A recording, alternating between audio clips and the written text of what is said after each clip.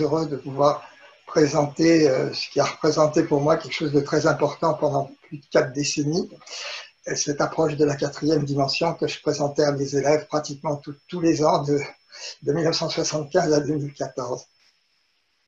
J'ai commencé donc, comme disait Evelyne, que j'ai créé un blog Facebook. J'ai commencé à témoigner à la fin du mois d'août 2018, donc ça fait une vingtaine de mois, puis sur ma chaîne YouTube. Et juste un an après, j'ai eu l'heureuse surprise que Joël Vérin me demande de venir témoigner à la radio IDFM dans son émission, dont le titre est en lien avec la 4e dimension, puisqu'elle s'intitule « Au-delà du miroir », tout un programme. Cette émission a eu lieu le 29 octobre 2019. En est résultée une vidéo qui a été vue 5000 fois. À la fin du mois de janvier 2020, j'ai été interviewé par Laurent Fent, ce qui a donné 2 vidéos, la première d'1h30, la deuxième d'1h50. Bon, ça fait peut-être un peu vaniteux, enfin je veux dire quand même, avec 22 000 vues, je sais qu'il y en a qui en ont des centaines de milliers, c'est tout petit, mais pour moi c'était impressionnant d'avoir 22 000 vues pour la première, 10 000 pour la deuxième, presque 10 000.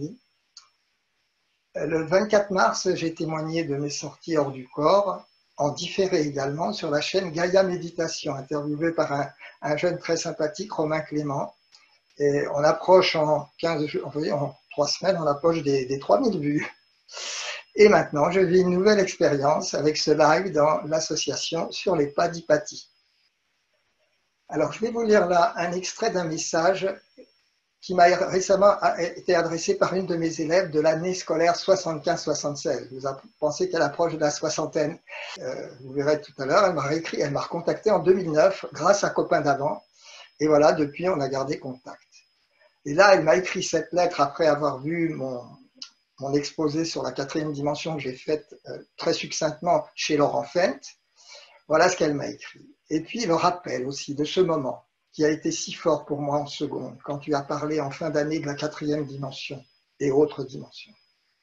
Je revois encore la sidération qui était la mienne, comme si je ne voyais plus la classe, mais uniquement ce que tu disais, l'ouverture retrouvée vers plus grand que ce monde physique et ce que l'on m'en disait.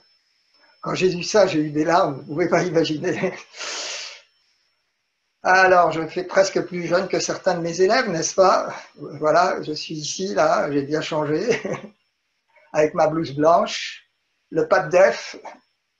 Ça, c'était la classe de, c'est pas la classe de Marianne, c'était une classe de l'année suivante, parce que j'avais les terminales C, les premières C et les secondes C. Parce qu'à l'époque, les secondes aussi étaient scientifiques. Ensuite, je présentais à mes élèves un dessin d'Escher. Certains les connaissent peut-être. Et je lisais à la découverte des univers parallèles.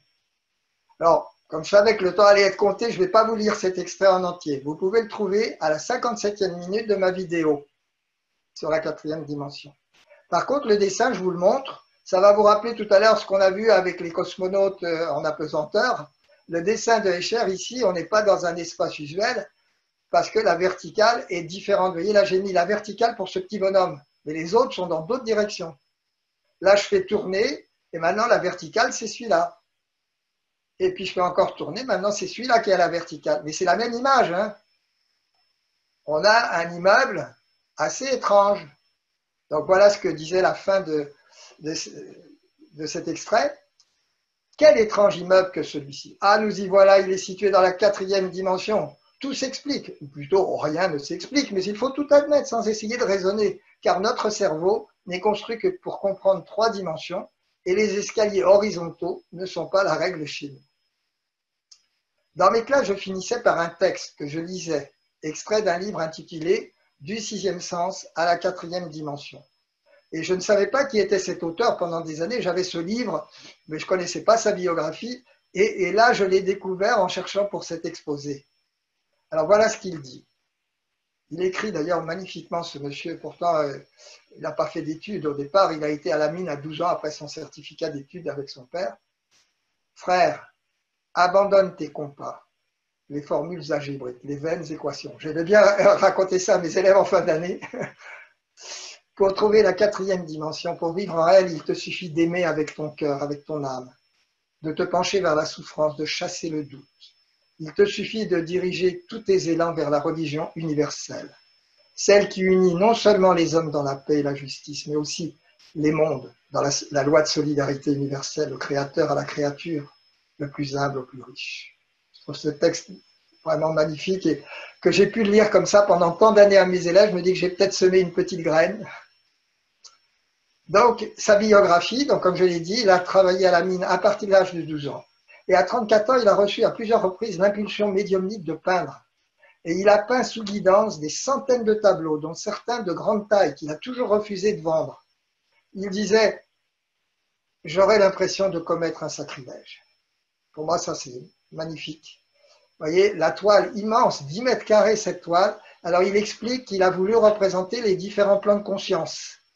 Et je trouve qu'on peut passer du temps à méditer sur cette toile, c'est vraiment magnifique. Vous pourrez arrêter la vidéo d'ailleurs pour ceux qui verront en vidéo pour prendre un peu plus de temps. Et après, en 1971, pas loin de son départ vers l'autre monde, il a fait une toile de 3 mètres carrés. Et bon, il dit qu'il a représenté, oui, le Christ. Hein, voilà, voilà. Bon, on n'a pas le temps de méditer là-dessus, j'avance un peu. Alors, maintenant, je présentais aux élèves des images que j'aime bien parce que quand on entend des gens dire « je ne crois que ce que je vois », eh bien, regardez ça. Vous voyez deux droites parallèles, là? Pas tellement, hein? Pourtant, elles le sont. Hein. J'ai peut-être passé trop vite. Ah non, là, non. Voilà. Là, vous voyez, c'est un cercle. Il paraît un peu ratatiné. Pourtant, c'est bien un cercle. Là, vous voyez un carré. Vous voyez cet angle-là, il ne paraît pas tellement droit. Hein. Et je ne crois que ce que je vois. Hein. On remonte. Hop, hop. Et alors, maintenant, voici quelques autres images du géométricon. Mais alors là, je suis en train, je vois, d'atteindre l'heure. J'avais promis 1 heure. Je ne sais pas si on m'accorde un petit encore, si vous êtes épuisé ou pas, je ne sais pas. Il faudrait interroger. Je fais quand même les quelques images et puis je vais m'arrêter après.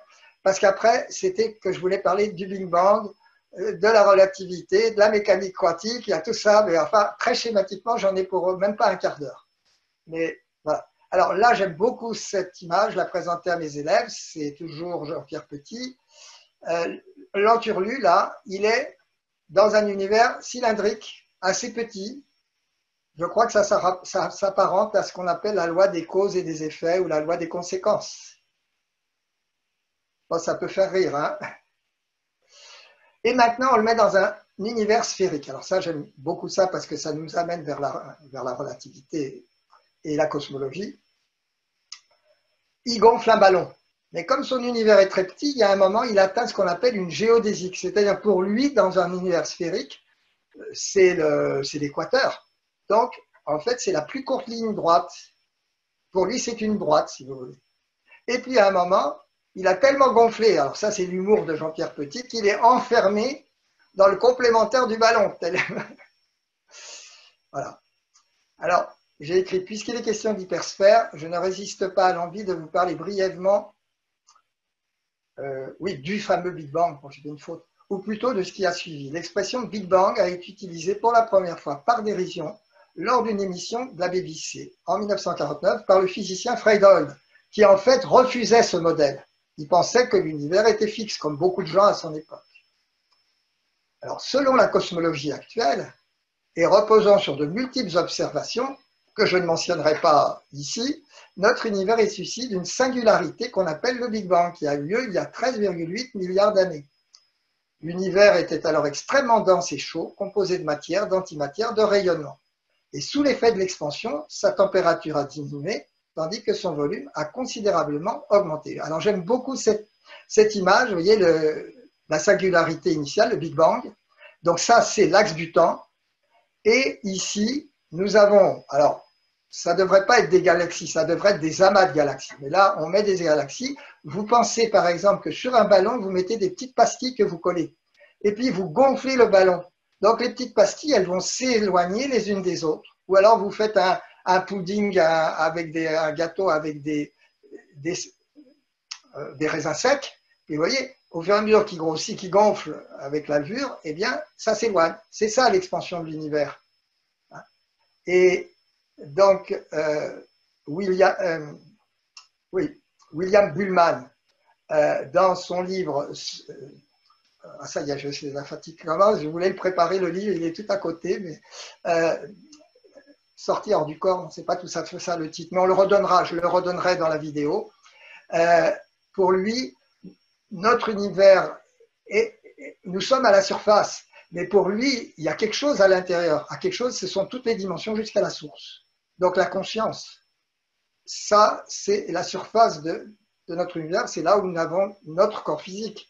Vous savez d'ailleurs que actuellement, la théorie la plus connue, la plus standard, c'est qu'on n'a que 4,5% disons, de matière ordinaire. Tout le reste, c'est l'énergie sombre, la matière noire. Donc, les physiciens maintenant sont « Oh, c'est un mystère. C'est un mystère. On ne sait pas. » Alors, j'invite celles et ceux qui pourraient être intéressés à prendre connaissance, si ce n'est déjà fait, du modèle Janus, proposé par Jean-Pierre Petit. Janus qui regardait dans deux directions opposées dans la mythologie grecque. Et Jean-Pierre Petit a déjà 83 ans. Et il vient d'être contesté en janvier 2019 par un physicien. D'ailleurs, il l'a accepté tout à fait. Mais il a répondu aux contestations, il a corrigé certaines choses, et depuis, c'est le silence complet, et il circule dans le monde des physiciens que son modèle n'est pas bon, alors qu'il a su, à cet âge-là, rectifier son modèle. Mais il a demandé un droit de réponse et on ne lui accorde pas dans la science officielle. Le modèle Janus permet d'éviter l'hypothèse de l'énergie sombre, faite en 1998 après la découverte de l'accélération de l'expansion de l'univers. Et on peut éviter aussi la matière noire. Parce qu'on dit que pourquoi il faut de la matière noire, c'est parce que sinon, les galaxies, on a calculé, il n'y a pas assez de matière, elles se déliteraient, elles ne pourraient pas rester. C'est pour ça qu'on imagine là. Alors donc, on fait des recherches énormes. Si vous saviez combien ça peut coûter dans des laboratoires souterrains pour chercher des particules de cette matière noire qu'on appelle les WIMP, c'est-à-dire faiblement des particules qui massives mais qui interréagissent faiblement avec notre matière usuelle. Eh ben, ça fait des décennies, hein. Ils n'ont toujours pas, mais ils ne désespèrent pas, on dépense des millions, peut-être des milliards pour ça. Alors maintenant, le temps passe, oui. Alors, simplement pour, si ça vaut le coup quand même encore un tout petit peu, notre galaxie contient entre 200 et 400 milliards d'étoiles et s'étend sur 100 000 années-lumière. Une année-lumière, c'est déjà 9500 milliards de kilomètres. Hein. Donc, vous voyez la Voie lactée ici. Et on nous montre comme ça le Soleil, enfin le système solaire. Vous êtes ici. Et à quoi ça sert, ça? Eh bien, ça sert à montrer notre insignifiance, n'est-ce pas? Alors moi, je laisse parfois sur Facebook le commentaire suivant. Je comprends l'intention de ce type de comparaison pour rabaisser l'orgueil humain, ce qui peut avoir son utilité, mais je pose tout de même cette question. En quoi la taille des êtres a-t-elle un rapport avec leur degré de conscience? Cette idée d'insignifiance, je la comprends. Bien sûr que l'humilité vaut mieux que l'orgueil, ça c'est sûr. Mais voilà, ça peut faire réfléchir. Bon, là, je voulais montrer des exemples. Il faut savoir, parce que je crois que beaucoup ne savent pas, que rien que dans notre galaxie et à quelques milliers d'années-lumière, par exemple, le Soleil il pourrait y avoir 1 milliard de soleils dans Vie Canis Majoris. Et on a trouvé en 2012 un autre soleil, enfin une autre étoile, qui contiendrait 3 milliards de fois le Soleil. Vous imaginez le Soleil qui contient déjà 1 300 000 fois la Terre. Voilà, pas pour ça qu'on est insignifiant. Alors maintenant, les exoplanètes. Bon, là aussi, à mon époque de mon enfance, il y a pas ça n'existe pas. Maintenant, on en est à plus de 4000 exoplanètes. Il y a 4 mois, là, vous voyez, on avait découvert déjà 4000 exoplanètes. Et tout ça, tout près de nous, à 400 années-lumière. Alors, vous allez voir l'univers. Hein, notre galaxie, elle fait partie d'un amas local sur 10 millions d'années-lumière, qui contient 60 galaxies à peu près. La plus proche, c'est Andromède. Je ne sais pas si vous savez, mais voilà, je vous annonce un scoop, là, c'est très dangereux. Hein. Andromède, dans 4 milliards d'années, elle va rencontrer notre galaxie. Enfin, ça ne fera peut-être pas grand-chose pour notre Terre, mais on ne sera pas loin de toute façon de la fin de notre Soleil. Alors, on dit que les galaxies s'éloignent, mais en fait, ce n'est pas vrai. Parce que sur 10 millions d'années-lumière dans un amas local, eh ben, elles restent ensemble, elles peuvent se cogner. mais ce sont les amas locaux qui s'éloignent les uns des autres. Alors, je vais vous apprendre qu'on a déménagé. Jusqu'en 2014, notre amas local était regroupé avec une centaine d'autres dans un super amas, appelé super amas de la Vierge, qui s'étend, lui, sur 110 millions d'années-lumière. C'était en quelque sorte notre adresse jusque-là. Et bien en 2014, patatrac, on a découvert que ce super amas n'est qu'une portion d'un super amas qui s'appelle l'Aniakea. Alors, c'est un terme hawaïen parce que les Hawaïens étaient des navigateurs, donc on leur a fait l'honneur de le nommer l'Aniakea. Et c'est là où on habite, vous voyez. Donc, on a changé d'adresse. Un peu comme lorsqu'on est un regroupement de communes. C'est mon cas. Moi, ma petite résidence de 24 mètres carrés était au Château d'Olonne et maintenant, je suis au Sable d'Olonne. Ben, c'est pareil. Nous, on est dans l'Aniakea. Vous le voyez là. Alors, nous, on est ici. Quand je dis nous, c'est notre galaxie, hein, un tout petit point. Tous les petits points blancs ici, ce sont des galaxies et des amas de galaxies. Et on avance à 631 km par seconde. On ne s'en rend pas compte, hein. Il y a d'autres mouvements encore que je voulais étudier, mais enfin celui-ci, on va dans cette direction. Alors là, c'est un gros problème de savoir pourquoi on va dans cette direction. Et Jean-Pierre Petit a trouvé une réponse en 2017. Mais là, bon, ça sera pour une autre fois. Alors, voici que j'avais prévu aussi de vous parler en physique quantique des fentes de Young qui mettent en évidence la dualité onde-particule et le rôle fondamental de l'observateur. Je voulais aussi vous parler de l'intrication quantique qui met en évidence que dans certaines conditions, les distances, aussi grandes soient-elles, ne sont pas un obstacle au passage instantané d'informations. C'est ce qu'on appelle la non-séparabilité ou la non-localité. Et je suis persuadé que notre conscience est de cet ordre-là. Évidemment, je vais irriter les scientifiques purs et durs en disant ça. Ce phénomène est utilisé en cryptologie et sera bientôt une des clés des ordinateurs quantiques qui iront des millions de fois plus vite que les ordinateurs actuels. Alors, je voulais aussi vous parler en théorie de la relativité restreinte. Plus on va vite, plus l'écoulement du temps ralentit. Ceci étant illustré par le paradoxe des frères jumeaux de Langevin.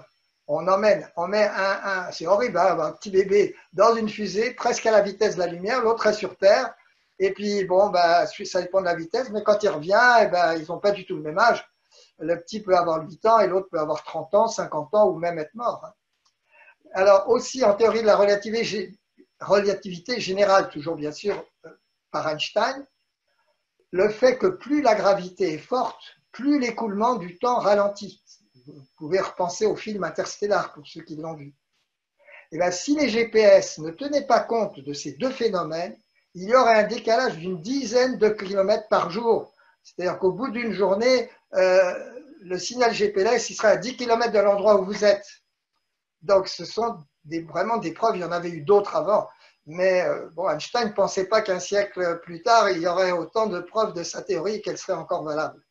Le problème, c'est qu'elle est en contradiction avec la mécanique quantique sur certains plans et qu'on n'arrive pas tout à fait encore à faire une synthèse des deux. Voilà, j'espère que ce diaporama vous a intéressé. Je vous remercie de votre attention.